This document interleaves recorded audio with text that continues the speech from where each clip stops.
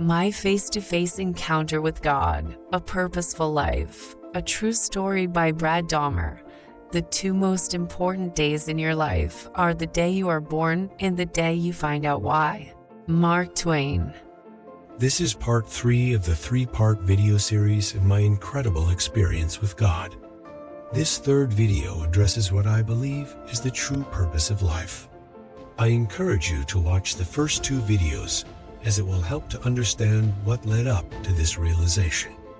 What have I come to realize about the world by meeting God? Well, the fact that God does exist.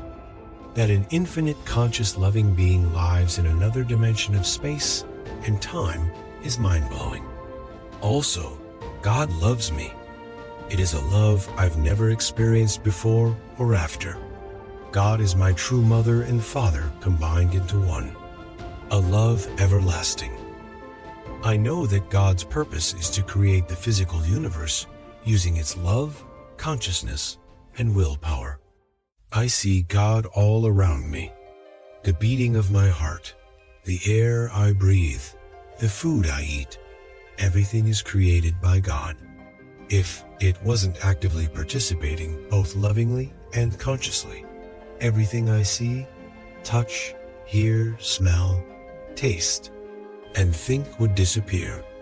Why would God go through such an unimaginable effort? For entertainment? To watch people struggle and suffer? No, not my loving God. So, what reason does God have in creating a virtual universe? Answering this question will lead to what I believe is the real purpose of life. After being cleansed by forgiveness, God expressed loving compassion for my suffering. This was empathy coming from a deep understanding of pain, like a cancer survivor's emotional conversation with another cancer sufferer. It wasn't a thinly veiled, "I'm sorry for your predicament," detached encounter, but a truly heartfelt emotion from someone that understood what it felt like. How could my God have such a deep understanding of pain and suffering? The only explanation is this conscious being once lived as I have lived. It experienced suffering as I have suffered. Before God became God, it must have been as I am right now on its journey to ascension. I have concluded that this conscious being became my God after many births and deaths, ever evolving until it reached its final destiny. I am on this same path of evolving, but I'm not alone. Everyone is on this path. The reason for creating this universe is so all conscious beings can become like our true parent, God. So, what is it I need to learn in this life to fulfill my destiny? What part of me should I focus on to be more like my God? I know what God is like, and I know what I am. So, what is the difference between the two of us?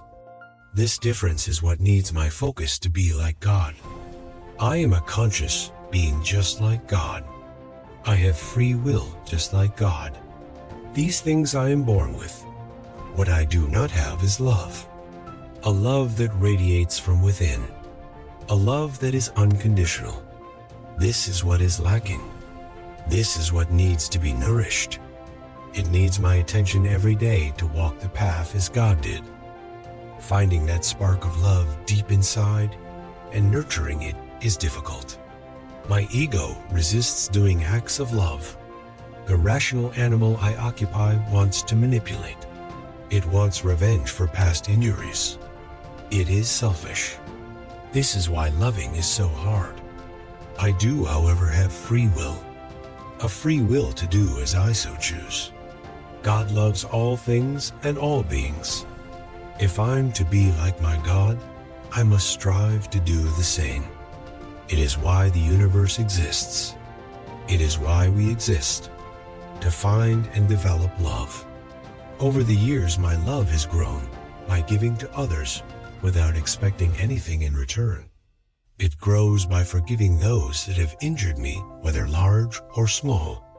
It grows through compassion for those that have suffered as I have suffered. My unconditional love grows by accepting people for who they are, not what I want them to be. It grows by caring about someone so deeply it makes my heart glow.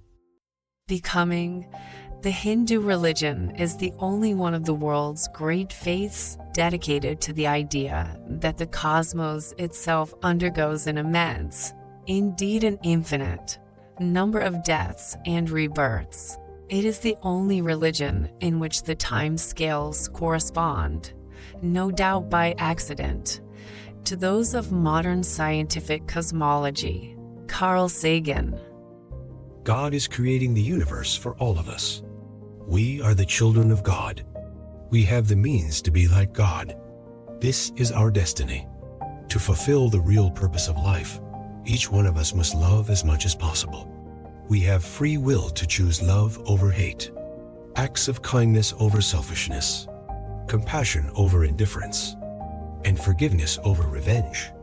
As we continue to the next life, the love will grow stronger and stronger with every reincarnation. Upon reaching the final destiny, every conscious being will become an omnipotent, loving God that ignites the heavens for their children to live in and grow.